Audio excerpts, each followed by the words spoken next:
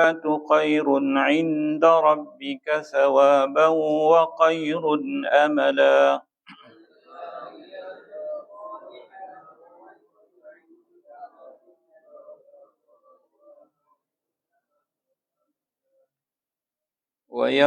ويوم نسير الجبال وترى الأرض بارزة وحشرناهم فلم نغادر منهم أحدا.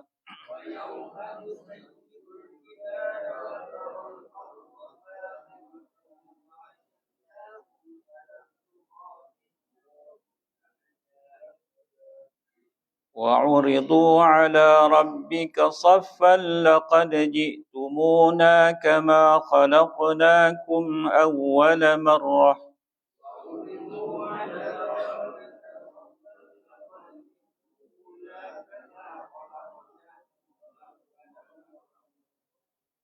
بل زعمتم أن لن نجعل لكم موعدا.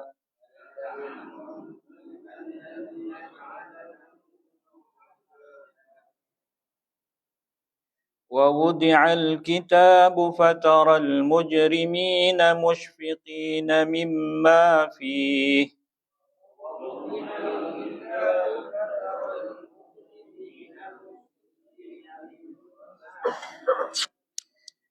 ويقولون يا ويلتنا ما لهذا الكتاب لا يغادر صغيرة ولا كبيرة إلا أحصاها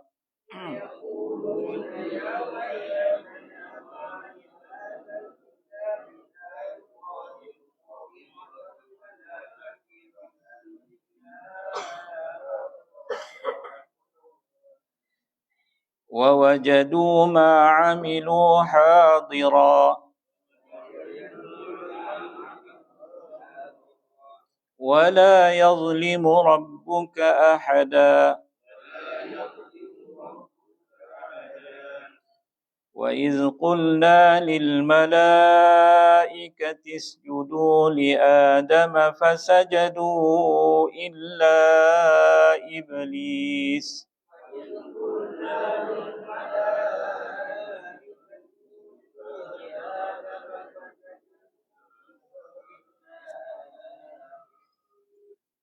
كان من الجن ففسق عن أمر ربه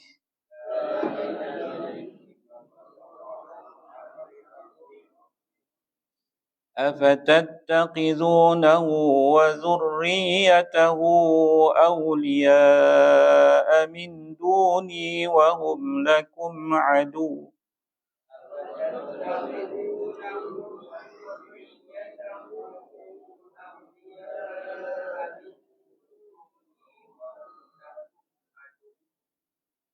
بئس للظالمين بدلا. ما أشهدتهم خلق السماوات والأرض ولا خلق أنفسهم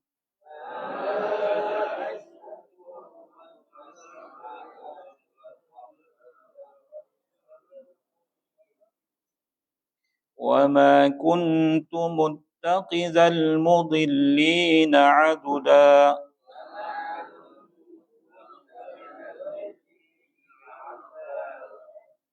ويوم يقول نادوا شركائي الذين زعمتم فدعوهم فلم يستجيبوا لهم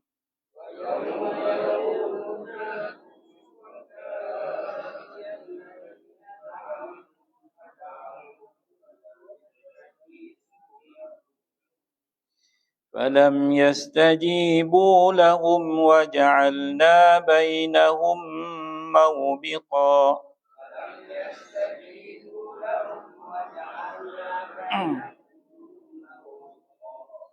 ورأى المجرمون النار فظنوا أنهم مواقعوها ولم يجدوا عنها مصرفا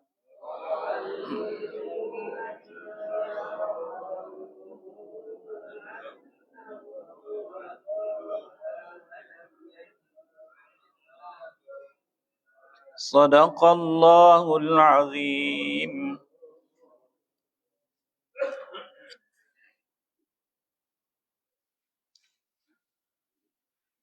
Sadaqallahul azim wa huwa asdaqul qailin. Innal hamdalillah nahmaduhu wa nasta'inuhu wa nastahdihi wa nastaghfiruh. Wa na'udzu billahi min shururi anfusina wa sayyiati a'malina. Man yahdihillahu fala mudilla lahu wa man yudlil fala hadiya lahu.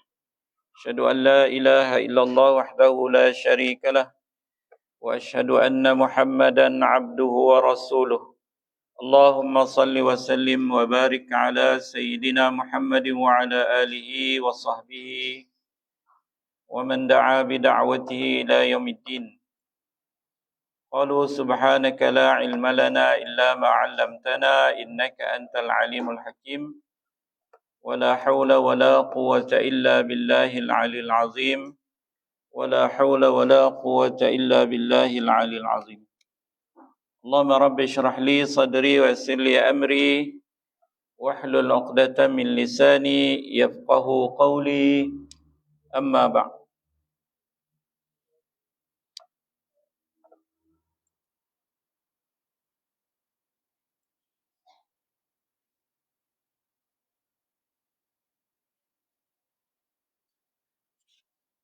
Yang dihormati tuan-tuan, puan-puan, muslimin, muslimat, sidang jemaah sekalian, pertamanya marilah sama-sama kita mengucapkan kesyukuran kehadirat Allah Subhanahu wa taala. Biiznillah, dengan izin Allah Subhanahu wa taala dapat sama-sama kita pada hari ini, pada pagi yang mulia ini, untuk sedikit pengisian ibrah daripada Al-Quranul Karim, dan kita fokus ataupun mengambil bahagian daripada aspek penamaan surah-surah di dalam Al-Quranul Karim. Dan seingat saya dah berbincang lebih daripada ataupun dekat-dekat 10 surah dah. Walaupun suratul A'raf ini adalah masuk dalam surah yang ke-7, tapi kita ada juga bincang surah-surah yang lain sebelum daripada ini, termasuk surah At-Taubah, dan ada beberapa surah lagi yang kita bincang awal. Bertepatan dengan kita lalu surah tu, kemudian kita terus berbincang berkenaan dengan penamaan surah-surah tersebut. Dan alhamdulillah, kebetulan pada pagi ini kita baca suratul Kahfi, dan kita masih lagi dalam bacaan suratul Kahfi, yang mana fadilat atau antara kelebihan suratul Kahfi itu adalah sebagaimana disebut oleh Nabi sallallahu alaihi wasallam dalam hadisnya, man hafiza 10 ayatin min awali suratul Kahfi usima minad dajjal. Sesiapa yang menghafal 10 awal ayat suratul Kahfi itu akan selamat daripada dajjal ataupun fitnah dajjal. Jadi moga-moga kita dapat manfaat ataupun dapat ambil peluang yang disebut oleh Rasulullah sallallahu alaihi wasallam, kerana fitnah dajjal itu akan melibatkan atau terkena pada semua orang, melainkan orang yang mendapat keselamatan daripada Allah Subhanahu wa taala. Tuan-tuan muslimin muslimat yang dirahmati Allah sekalian, kita masuk suratul A'raf pada hari ini, iaitu dari sudut susunan Al-Quran, Mushaf Utsmani, surah Al-A'raf ini adalah surah yang ke-7. Surah yang ke-7, dan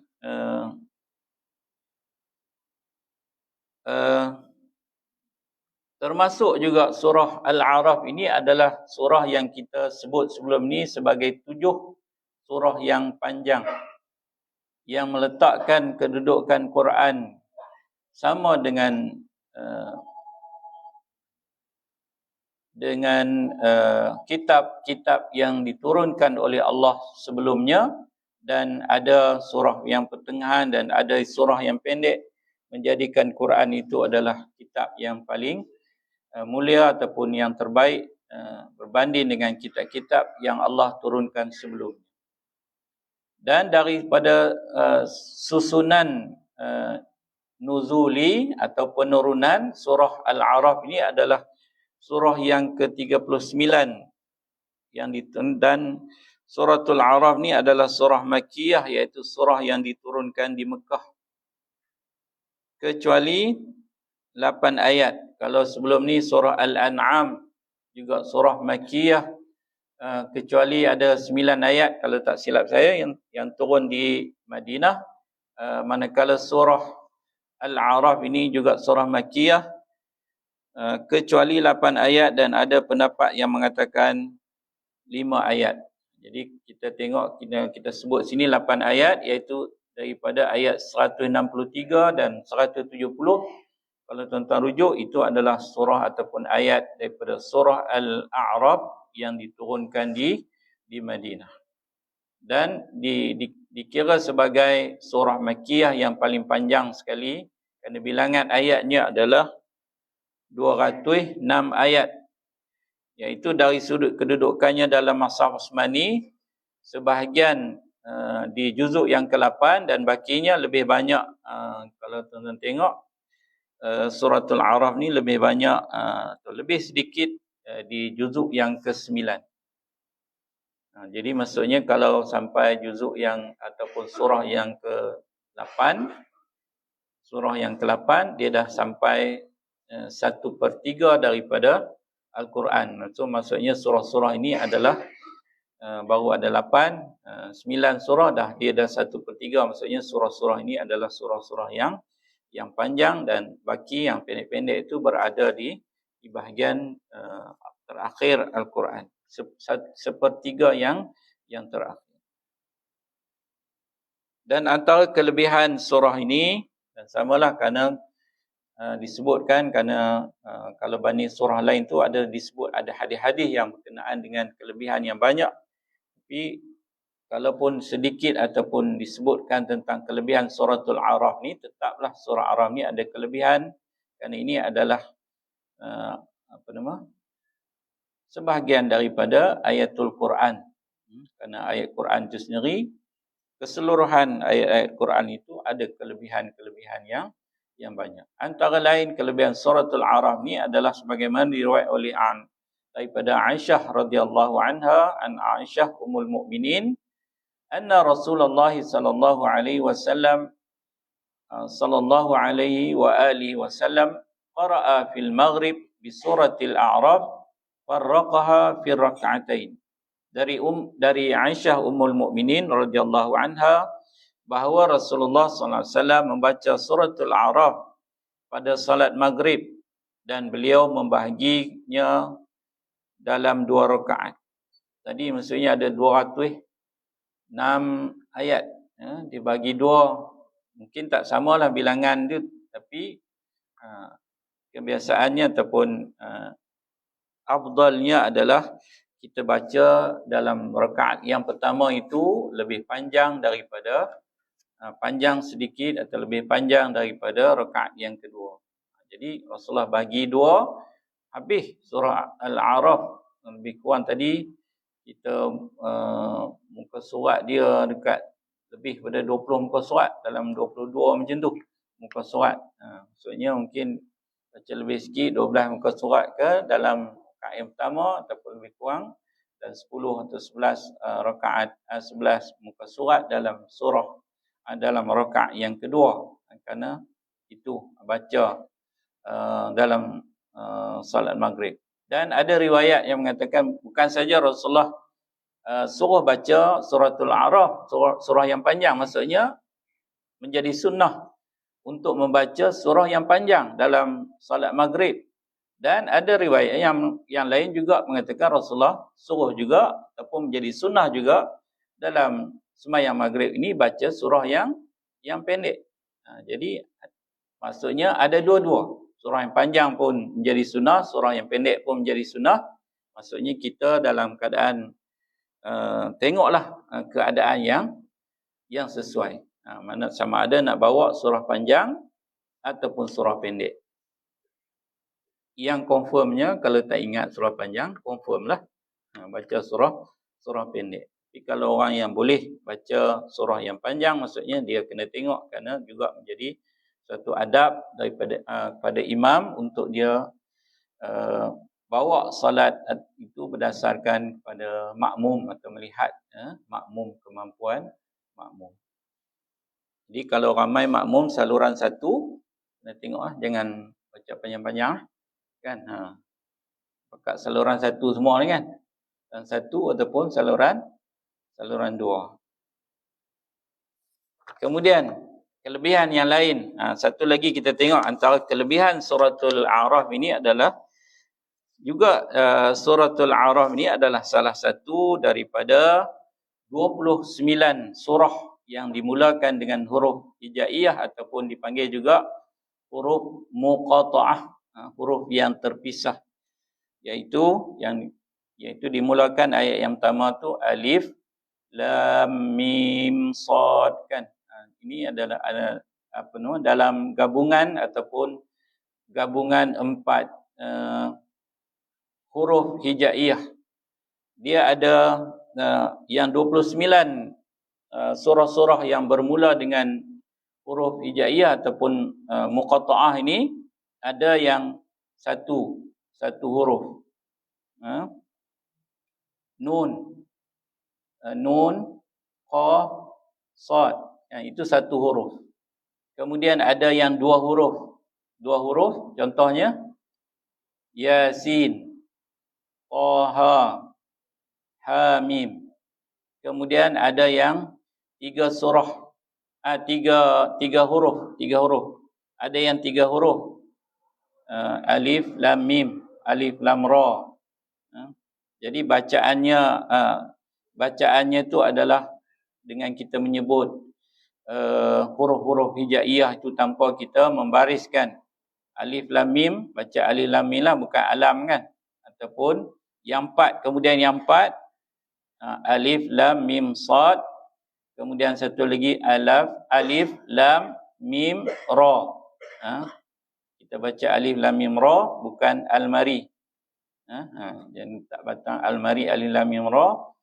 Kemudian dan yang terakhir adalah rangkaian 5 huruf hijaiyah, iaitu pada awal surah Maryam, Al-Kaf, Ha, Ya, Ain, Sad. Itu 5. Dia maksimum ataupun apa yang disebut dalam Quran tu adalah 5 huruf hijaiyah dan dibuat susunan ataupun dikira terdapat 14 huruf yang membentuk huruf-huruf muqatta'ah ataupun hijaiyah pada permulaan surah-surah Al-Quran. Dan ulama dia buatkan satu perkataan, dirangkaikan menjadi perkataan situ, nassa hakimun qati'un lahu sirrun. Jadi pula dia punya perkataan tu, dan maksud dia pun elok, iaitu maksudnya nas yang penuh hikmah, yang mempunyai rahsia ataupun yang mempunyai rahsia yang tersendiri. Dan kita tidak ulama tafsir kebanyakannya ataupun majoriti ulama tafsir tidak menafsirkan maksud huruf-huruf muqatta'ah ataupun huruf-huruf hijaiyah pada permulaan Quran, dan maknanya terserah kepada Allah Subhanahu wa taala. Walaupun di sana ada juga yang menafsirkan, tapi majoriti ulama tidak menafsirkan huruf-huruf hijaiyah. Dan surah Al-A'raf ni adalah salah satu daripada 29 surah yang bermula dengan muqatta'ah, huruf muqatta'ah. Ada kelebihan atau rahsia yang tersendiri di sisi Allah Subhanahu wa taala.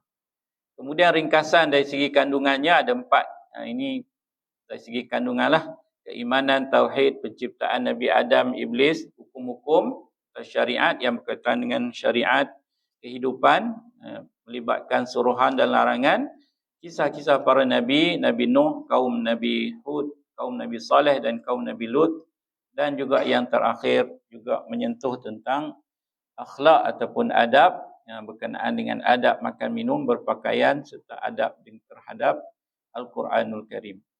Yang kita nak tengok pada hari ini adalah penamaan Suratul A'raf.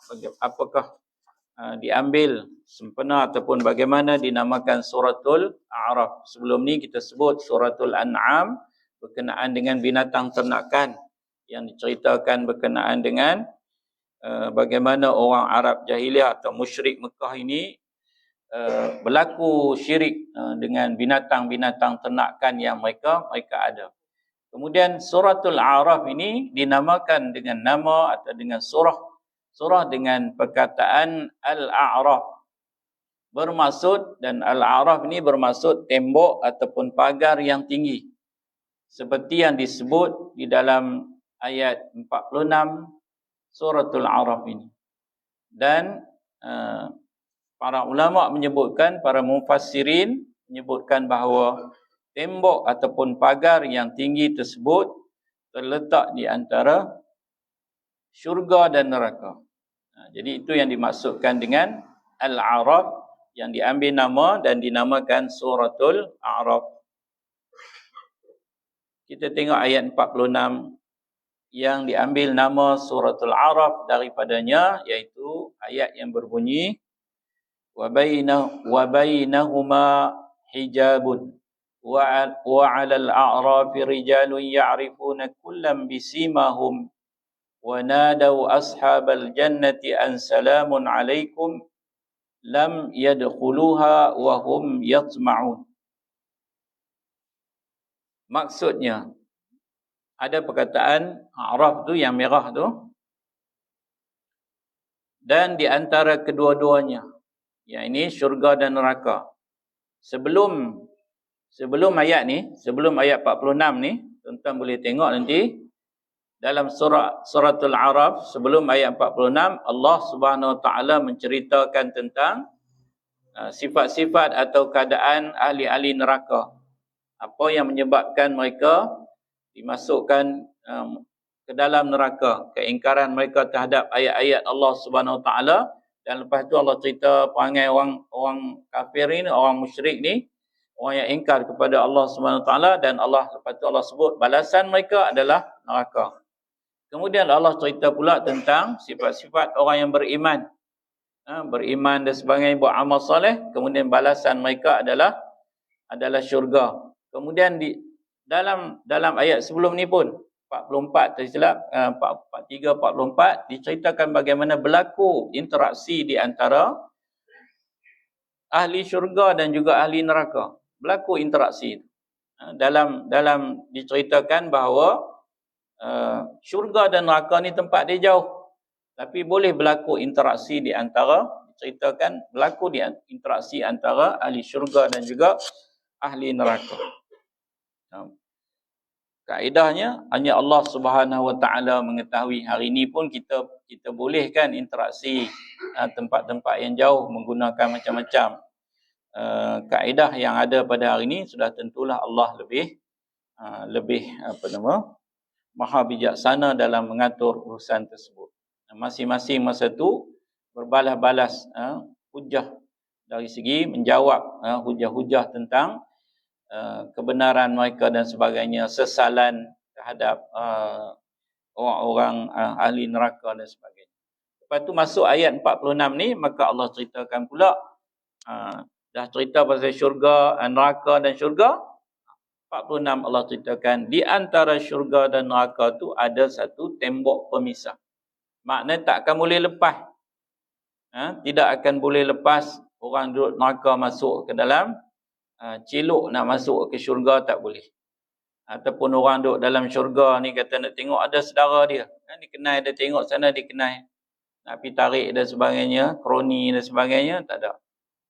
Zaman ni tak ada dah kroni-kroni. Tak ada dah kroni-kroni. Kalau atas dunia ni mungkin adalah kerana sebab kawan, sebab saudara mungkin kita boleh bagi manfaat, tapi di sana tidak ada. Dan Allah kata bahawa di sana ada tembok.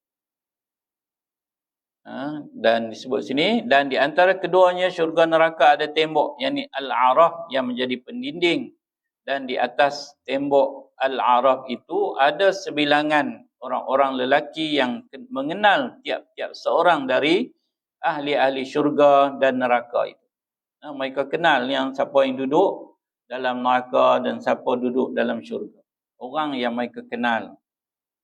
Dan dengan tanda masing-masing, iaitu mereka kenal siapa dia ahli syurga, ahli neraka dengan tanda masing-masing.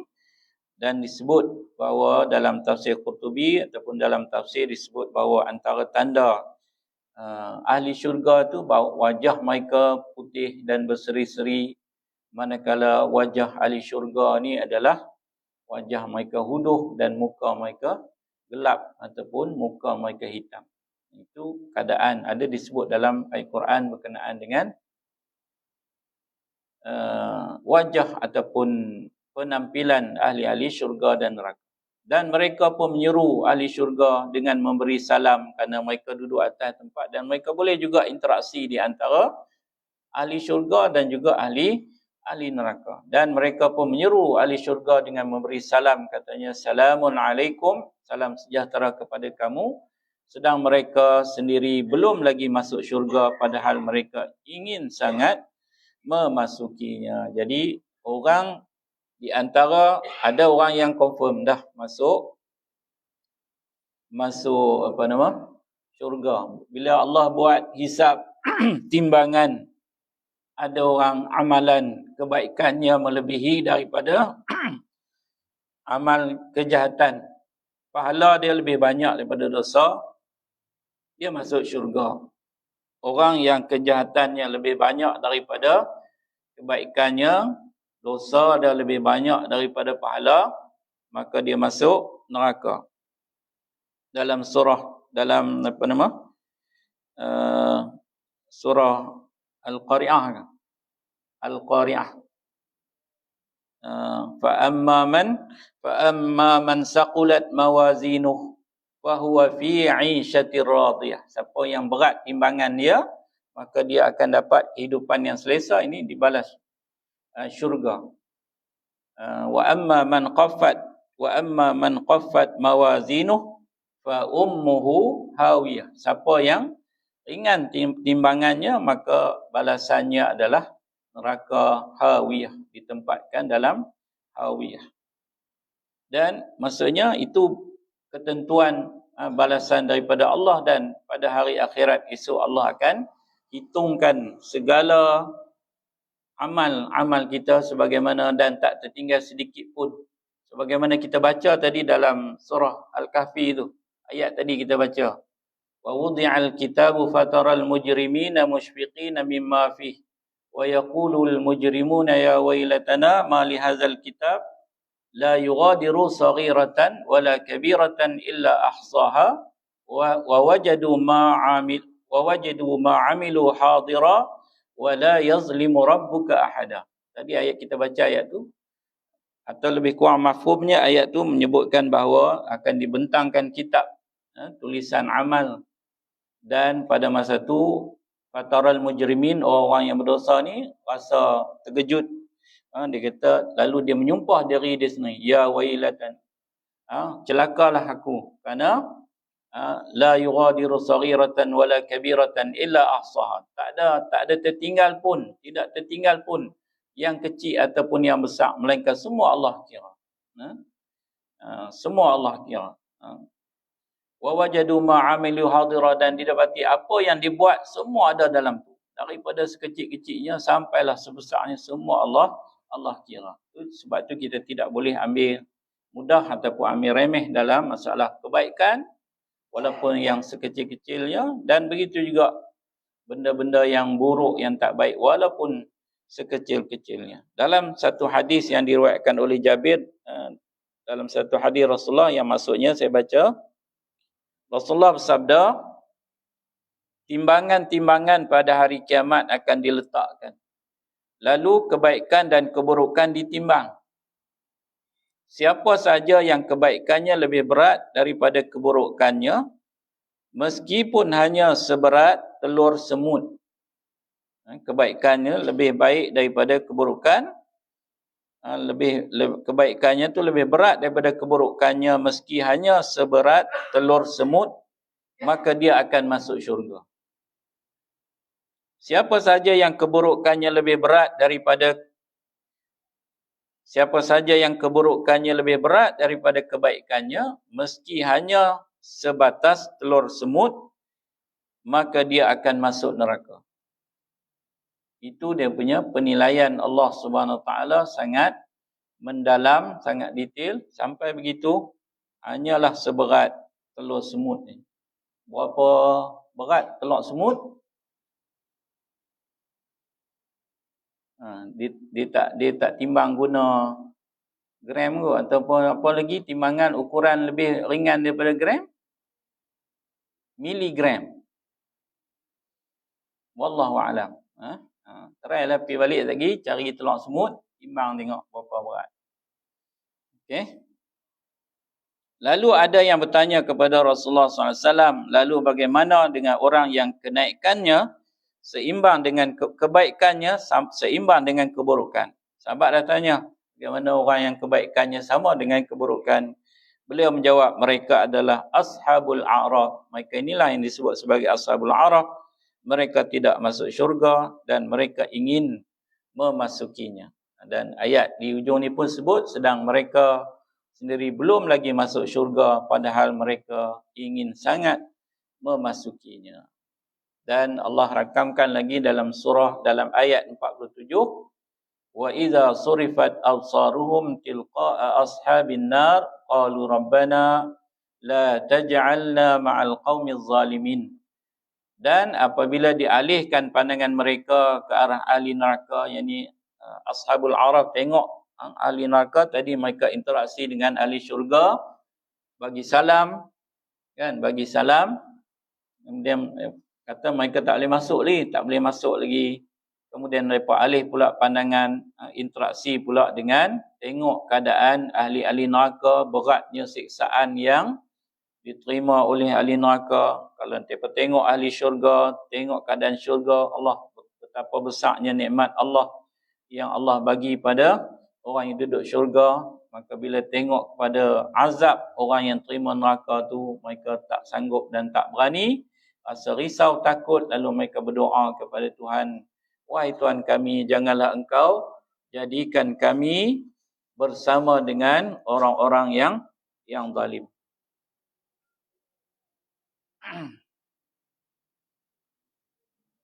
Kemudian dalam ayat 48 suratul A'raf, wa nada ashabul a'raf, dan diulang sekali lagi perkataan al-a'raf, wa nada ashabul a'raf rijalan ya'rifuna bi simahum qalu ma aghna 'ankum jam'ukum wa ma kuntum tastakbirun. Dan orang-orang yang berada di atas tembok Al-A'raf menyeru beberapa orang, yakni ketua kaum kafir yang mereka kenal dengan tandanya, dengan berkata, mereka interaksi lagi dengan ahli neraka, nampaknya kumpulan kamu yang ramai atau kekayaan kamu yang besar dan juga segala yang kamu sombongkan dahulu tidak dapat menolong kamu. Maksudnya inilah satu bentuk peringatan ataupun celaan kepada orang kafir yang dulu mereka banyak merasa hebat, bangga dan sebagainya. Termasuk dalam suratul Kahfi pun diceritakan perbandingan dua orang pemilik kebun. Satu yang lepas dah ayat tu kita baca itu, iaitu satu orang yang pemilik kebun yang punya kebun yang besar dan anak pinak keluarga yang besar. Lalu dia kata dia sombong, kenikmatan Allah itu tidak akan hilang. Tapi akhirnya Allah hilang sekelip mata. Dan begitu juga orang-orang kafir musyrik Mekah, bila mereka ada kuasa dan sebagainya, mereka ada kuasa, mereka ada kekuatan, mereka ada kuasa politik, mereka ada kuasa dari sudut ekonomi, lalu orang Islam pada masa itu, orang yang sedikit ditindas dan sebagainya, dan mereka merasa bangga dan sombong dengan kelebihan yang mereka ada. Tapi bila mereka ditempatkan di neraka, lalu mereka langsung tidak dapat gunakan apa yang mereka sombongkan, apa yang mereka ada kelebihan dari sudut harta benda yang Allah telah bagi kepada mereka itu. Jadi di sini sebagai satu celaan, maka ashabul a'raf ini sebutkan balik atau jawab kepada ahli neraka. Dan akhirnya disebutkan bahawa kesudahannya ashabul a'raf ini Allah masukkan yang pada mulanya mereka ini duduk di tengah-tengah di antara syurga dan neraka, dan mereka terlalu ingin masuk syurga, dan kemudiannya akhirnya Allah masukkan juga mereka ke dalam syurga. Dan disebutkan para mufassirin, ahli tafsir menyebutkan bahawa ashabul a'raf ini adalah orang-orang yang paling akhir sekali. Kumpulan yang terakhir yang akan dimasukkan oleh Allah ke dalam syurga. Teringinlah, sebab tu dah orang last kan. Orang last dia tengok dulu orang. Macam kita duk beratok lah, pergi makan kenduri. Awal memang boleh dulu makan ambil. Tidak, kita duk belakang, beratok belakang, tengok dulu apa yang mereka ambil. Mereka makan dan sebagainya. Barulah kita dapat makan. Jadi adalah rugi kan. Orang last ni memang dia rugilah daripada orang awal. Jadi itu kerugian sedikit kerugian bagi ashabul a'raf, kerana walaupun mereka ni akhirnya dapat masuk syurga, tapi mereka adalah orang yang terakhir sekali dimasukkan oleh Allah ke dalam syurga. Dan kesimpulannya, bersegeralah melakukan amal soleh, jangan sekali meremehkan apa-apa kebaikan walaupun kelihatan tidak seberapa. Yang sebutkan, yang Allah sebut tadi, kebaikan tu yang Allah timbang sampai seberat telur semut pun ada kebaikannya, ada balasan dan ganjarannya di sisi Allah Subhanahu Wa Taala. Lalu kita jangan meremehkan benda-benda yang baik. Seperti kita buang kita nampak ada satu kuku, sepotong kuku ada atas kapet ni kan. Ada satu kecil je. Kalau kita pijak pintu buat tak nampak pun boleh. Tapi kita ambil, buang dan sebagainya, itu kebaikan ya walaupun kecil tapi ada manfaat ataupun dikira oleh Allah sebagai satu amal soleh. Dan Rasulullah sallallahu alaihi wasallam sabda berkenaan dengan perkara itu, fattaqun nar walau bisyiqqi tamratin faman lam yajid fabi kalimatin thayyibatin. Maksudnya, jagalah diri kamu dari neraka meskipun hanya dengan sedekah. Maksudnya dengan kita buat baik itu kita dapat selamatkan diri kita daripada neraka. Jagalah diri kamu dari neraka meskipun hanya dengan sedekah setengah biji kurma. Benda sikitlah, bukan sebiji. Sebiji tu pun sikit, ni setengah lagi sikit. Barang siapa yang tidak mendapatkannya, tak boleh nak sedekah. Walaupun setengah biji kurma tak ada, tak boleh nak sedekah. Maka ucapkanlah perkataan yang baik. Kalau tak boleh nak sedekah, maka kita buat satu kebaikan dengan jaga tutur kata kita, perkataan kita. Nescaya kita akan dapat selamat daripada neraka Allah Subhanahu Wa Taala yang semua orang tak sanggup. Dan sebab tu dalam Al-Quran pun disuruhkan kalau kita buat salah silap pun Allah perintah kepada kita supaya segera bertaubat. Wasari'u ila maghfiratin min rabbikum. Segeralah kamu minta keampunan daripada Allah Subhanahu Wa Taala atas salah silap kita. Dan dalam ayat yang lain Allah sebut fastabiqul khairat. Berlumba-lumbalah kamu untuk melakukan kebaikan. Jadi segera, tak boleh ditangguh-tangguh. Dan jangan kita meremeh-remehkan dari segi benda-benda perkara kebaikan walaupun sekecil-kecilnya. Dan sama juga kita tak boleh nak meremeh-remehkan perkara-perkara yang buruk. Perkara-perkara yang buruk walaupun sekecil-kecil perkara yang buruk. Seumpama yang tadilah, kita buang serpihan kuku kita dalam masjid, tempat yang bersih. Walaupun benda tu benda kecil, tapi itu adalah satu keburukan. Jadi saya rasa sampai setakat ini apa yang kita dapat bincang pada pagi yang mulia ini. Moga-moga kita dapat mengambil manfaat daripada apa yang kita bincangkan, khususnya berkenaan dengan penamaan suratul A'raf, iaitu surah yang ketujuh dalam susunan Al-Quranul Karim. Aqulu qawli hadza wa astaghfirullahal azim li wa lakum. Assalamualaikum warahmatullahi wabarakatuh. A'udzu billahi samil alim minasyaitonir rajim. Bismillahirrahmanirrahim. Allahumma akhrijna min zulumatil wahm wa akrimna bi nuril fahm وافتح علينا بمعرفة العلم وسهل لنا أبواب فضلك وأتمم لنا نورنا برحمتك يا أرحم الراحمين والحمد لله رب العالمين قبل الله منكم.